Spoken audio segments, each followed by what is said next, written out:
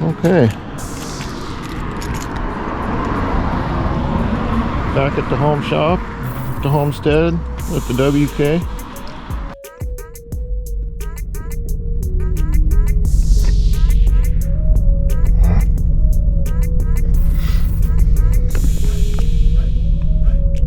Let's get mothership in the shop.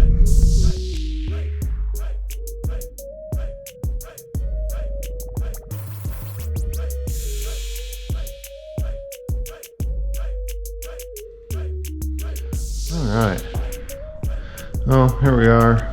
I got my camping stuff all strewn about and had a bunch of stuff going on with family and whatever, but in the midst of all that, Dessa called me one morning and said, my Jeep's running really rough, and actually it just died on me, and I don't think I can make it to the shop. Can you come back maybe and get me? Because I don't know what's going on.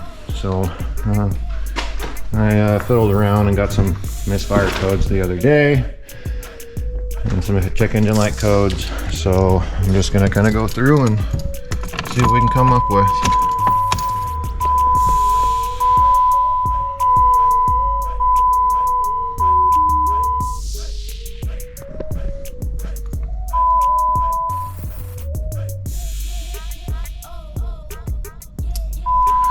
Come on.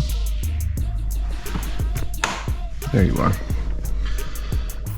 So I have the Super Chips TD2, the Trail Dash 2. The reason I got this is because, like you guys had seen in the lift kit video, we put some bigger tires on this thing.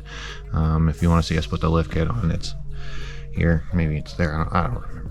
One of those places. But anyway, push that button up there and you guys can see me do the lift kit on this thing. But we put 285s on it, and one of the things with this thing is that it's got a Mercedes 5-speed transmission in it that's computer controlled for its shift points. It actually has an adaptive computer that controls it, so depending on how you drive it and how heavy you are in the throttle and a bunch of different factors, it changes the way the transmission actually works.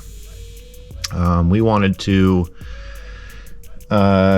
update the speedometer and everything for the 285s because we put the crate motor in it. So I did the TD2, and we also were going to do some trail stuff with it. So it's got the altimeter and some other stuff. You can get some aftermarket switches and it'll control like fog lights and lockers. And if you have a Rubicon JK up to 2013, this thing controls like your lockers independently instead of having to do like in 4 low, rear first, then front, whatever. They got a procedure. You can just whatever you want. But anyway, as part of the TD2, we have diagnostics. So let's just go in and see what this thing says.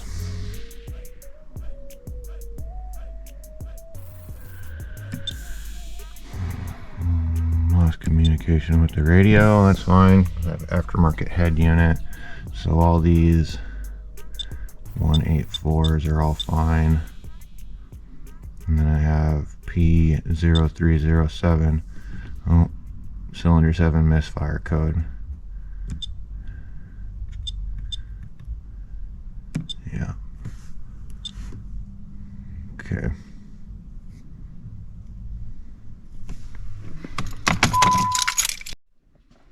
So, one of the things I noticed the other day when she brought it home and I kind of started to diagnose it a little bit, it actually died on me in the driveway. And when it died, I was like, okay, no check engine light at the time. I didn't go through the computer to see what was going on with it. And then, so without cycling the key on and off again, I tried to restart it, just bump the starter and see if it would restart, and I hit the starter like 3 or 4 times and and it wouldn't start at all. So usually with these things, when they do that and they don't throw a check engine light, it's a lot of the times it's due to low fuel pressure. Low fuel pressure won't really throw a fuel pressure code. It'll maybe do some other stuff because of the low fuel pressure, and one of the famous things for it doing is a misfire code.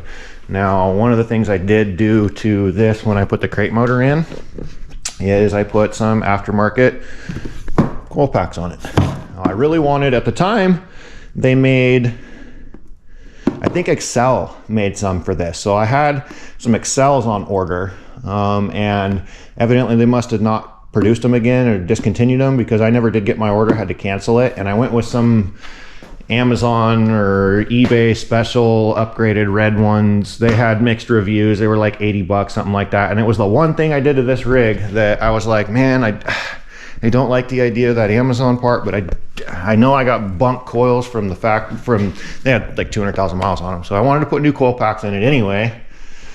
I just bit the bullet and put the cheap ones in. Well, I've got less than 20,000 miles on this new crate motor, and it's got full synthetics and the NGK Platinum plugs in it and new coil packs and la la la la la la la. And so it was like,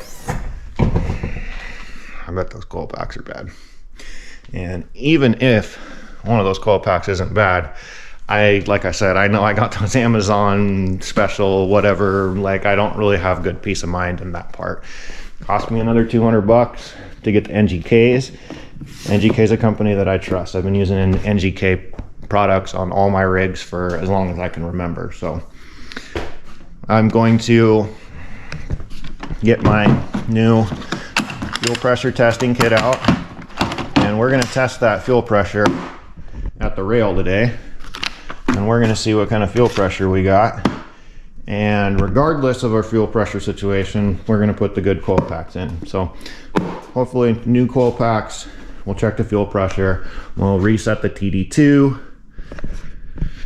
and hopefully that gets it, because we really like this rig and we really need it. So anyway, happy Sunday, guys. I don't know when I'm gonna upload this, but I appreciate all the new subscribers and new followers. I really do my diligence about checking my comments and my analytics, and I see you. So I appreciate all those people that hit that thumbs up button for me on the last one and hit the subscribe button. And so this one's for you guys. Thank you much. I'll talk to you soon.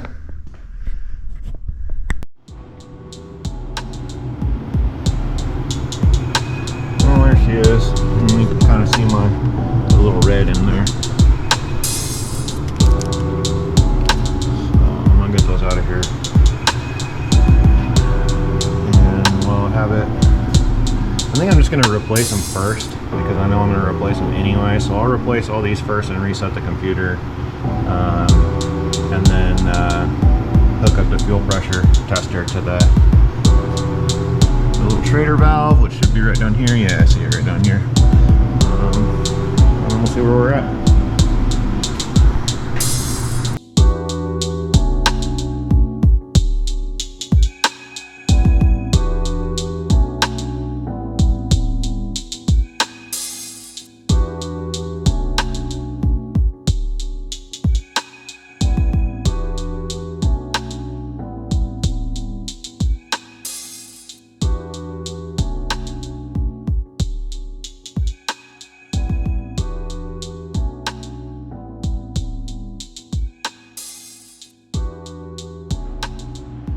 Alright, got them all out.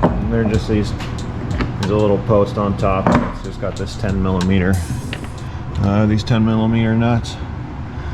I took the air box off just to make room for everything, but yeah, let's get this thing open and see what we got.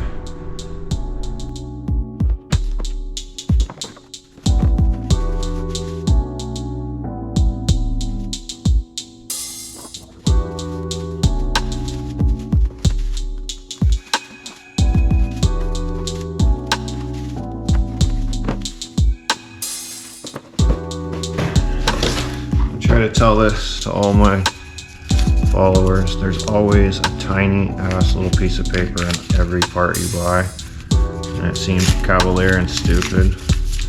Just pull it out and run over it real quick and make sure it doesn't say anything that you're not used to it saying. I know a lot of stuff's self-explanatory, but sometimes it'll say just a one little key thing in there that they want you to do that you didn't think about. And this is why they put this in here, just to hold and just to make sure you're checking yourself.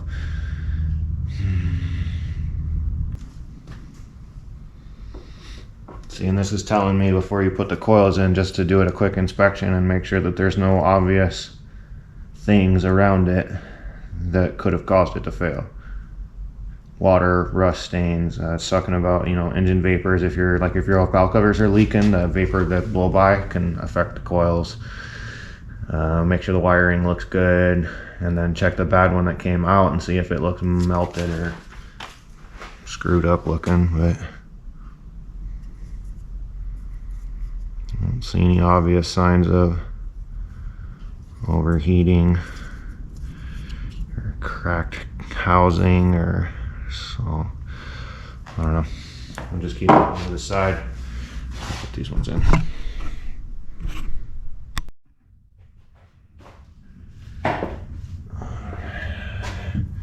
These actually go in pretty easy. Just get them down in the hole, make sure you get it on the stud, and then as it works down onto the spark plug, you'll feel it kind of just give it a wiggle and a push. And one at a time, clip them back on. I'll do all these first, and then I'll secure them all.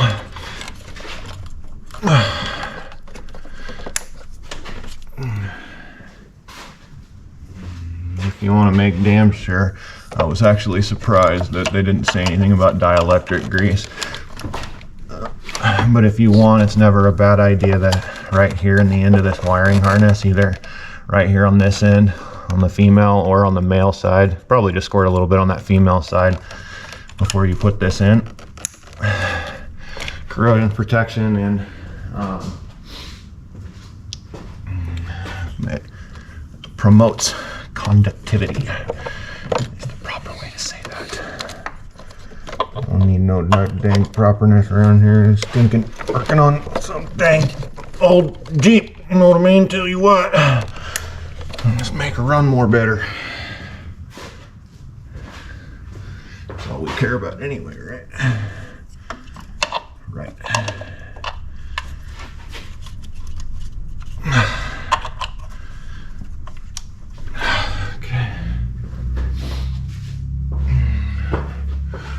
Gonna get yelled at. We wearing my vet sweater from yesterday. We went to San Flea Rally.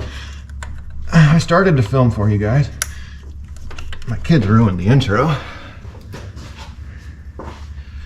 and then the event kind of got rained out, and we didn't have any homies with us this round, so we kind of got bored sitting in lines at poker runs and didn't film anything. But of course, I woke up this morning and had to wear my shiny new sweater to start working on a Jeep. What do you do? Dang it. Alright. This one back here, you kind of got to wiggle in around the dipstick a little bit, but it's not too bad. Wiggle, wiggle, wiggle, wiggle. Okay. And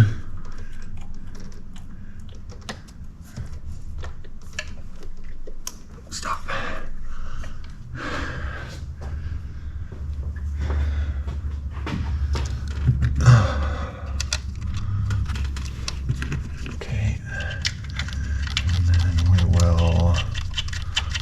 Our fuel pressure tester, maybe. We'll reset that TD2, reset the engine codes, and just see what she wants to say. Please don't make me change the fuel pump. Please don't make me change the fuel pump. I don't want to. And mine's a flex fuel, so I'm sure it's like a $300 pump. Comment below, because I'm gonna look it up when I get inside. How many of y'all change fuel pump? Is it fun? Is it easy? I've never done one that was fun or easy.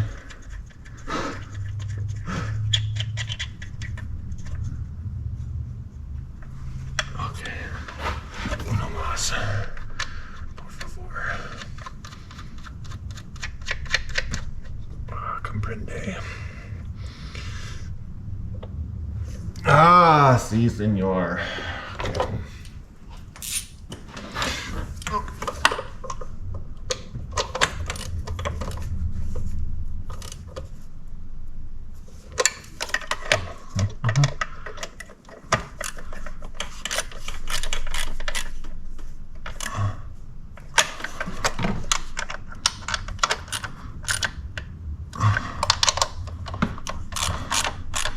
This is like 0.25 Ugga-Duggas.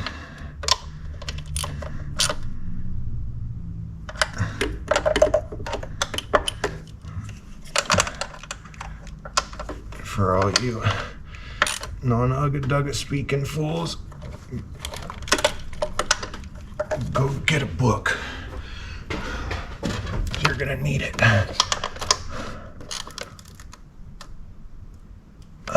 Okay.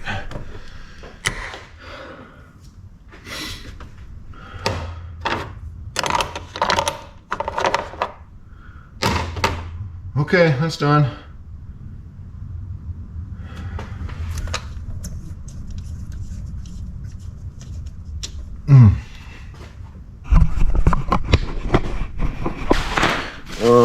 What do we need? What do we need? What do we need? What do we need? What do we want? What do we need? That size cap. All right, stand by. All right, so we got our fuel pressure tester gauge hooked up to our Schrader valve, and I cycled the key on. Fuel pump came up, and I'm reading. As soon as I hit the key, I was at almost 60, and now we're bleeding off a little bit down to 50 or so, which is good. That's a good sign. Means the fuel pump is working right now. So let's go ahead and get in here and let's clear out the trouble codes. Maybe electronics. Hang on. Alright, now we're back in business. Flashing check engine light now, that's good.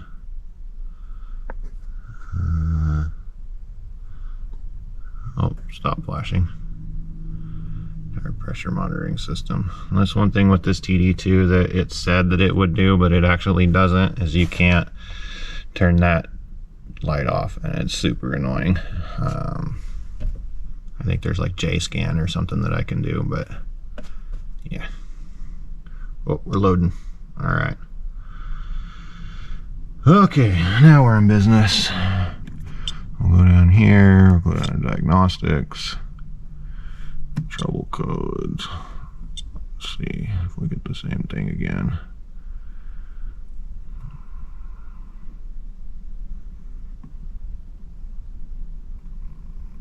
Oh, this one's new. What is this?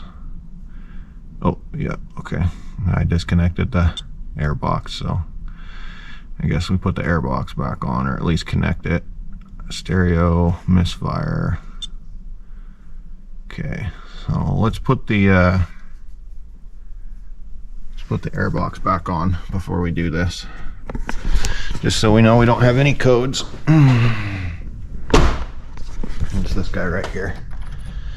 And I actually don't even got to put the tube back on. I'll just slide the box back into place and connect this. So, hang on. Alright. Shot back into place here.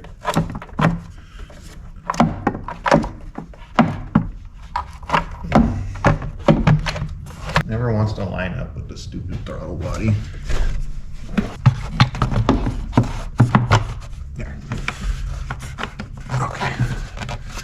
Fine, and then we'll connect that right there. Okay. All right, I'm gonna come back in here and we'll clear these. Cannot be running. Is the engine turned off with the key on position? Yes, it is. Clearing all modules. Do you wish to continue? Yes. Clearing codes. And then the dash does its Christmas tree thing.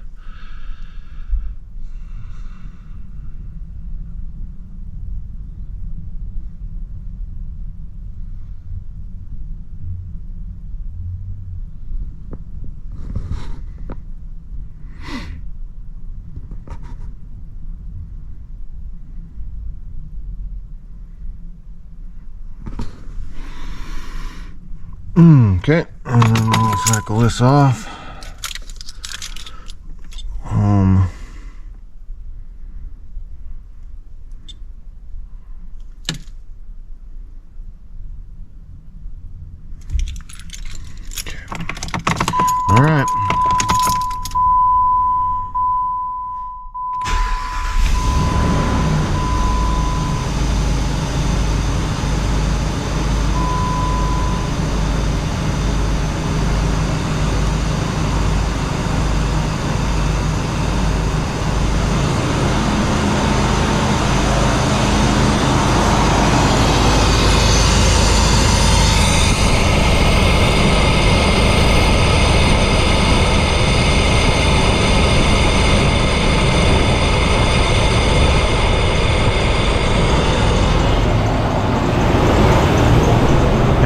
We're getting somewhere.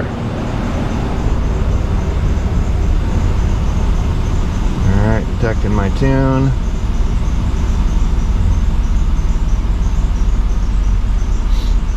Initializing, lighting gauges.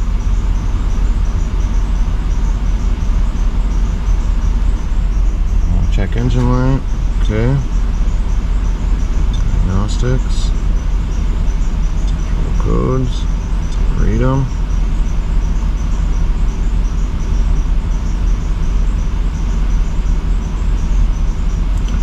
Four, 184, 184, 184, 184.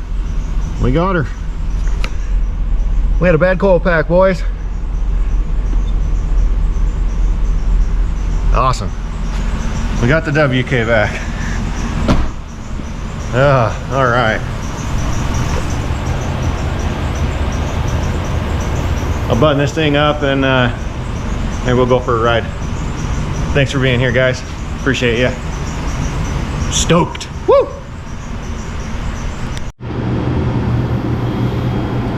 Alright. There's the verdict. Spend the money. Now they're about twice as much. Get the NG case. You won't regret it, like I did. Everything's all done, buttoned up. Yes, I need a new hood strut, because I have to do stuff like this, even though I have a new crate motor in it.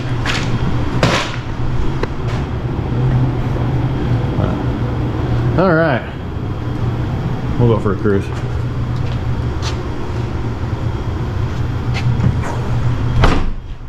All right, we're driving. Got her rig back. Things looking well. We're still kicking. You can see that we're still kicking 18 miles to the gallon with our 4.7, which is pretty bitching in my opinion. Yeah, all's well. She still runs great. She still kicks up and smooth. Still kicks up and runs good. So I'm happy with the coil packs. Like I said, it was the one thing on this crate motor when I put it all together. I was like, oh, I really don't want to use those, but I don't want to put the crappy stock ones in. And I just did it because I needed to get through it, and it was the wrong call. So NGK for the win. Thanks again, guys, for hitting all the thumbs up and the subscribe button on the last video. That was totally cool. We didn't really expect it for her rig. This has kind of been her daily driver for a long time, and then we just put the bigger tires on it to help us do camping stuff, and you guys really liked it. So there's this, and then I could also do a video on the tuner. If you guys want to see a video on the tuner, just let me know what you guys want me to talk about and what you know, key points, whatever. And then I also have a bunch of footage that I filmed just for me personally of the crate engine install. So I could probably put a video together, maybe for us struggling to put a crate motor in this thing. Yeah, that was a rough one. But yeah, it got there. It's done. You do the don'ts. All the don'ts first. Maybe all the busted knuckles. Yeah, make sure you do this, and then you're good to go. All the 4-letter words. But anyway, if you guys want to see either of those two videos, I know there's a few of you hanging around on the WK platform. So anyway, I appreciate you guys. I see you. I appreciate you. Hit that thumbs up and that. Subscribe for me if you're new to the channel, and let me know what you want to see on this thing, and we're gonna keep it for a while. So anyway, keep on keeping on. Appreciate you. Talk to you soon. Take care.